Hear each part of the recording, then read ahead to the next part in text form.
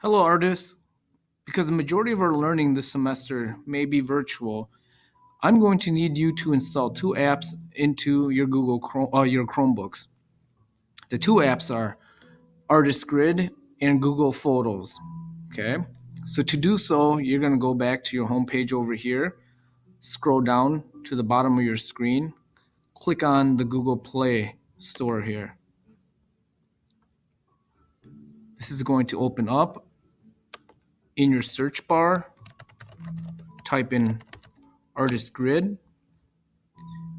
The app's going to pop up. You'll click on that and install the app. For me, I've installed this already, so I can just open this. But for you, you're going to need to install this. The other app that you're going to need to install is Google Photos.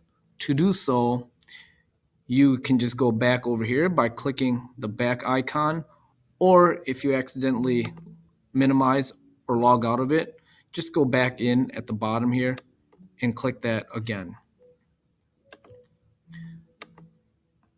Back at my search bar here, I'm going to type in Google Photos. The app is going to pop up. I'm going to click on it and install the app.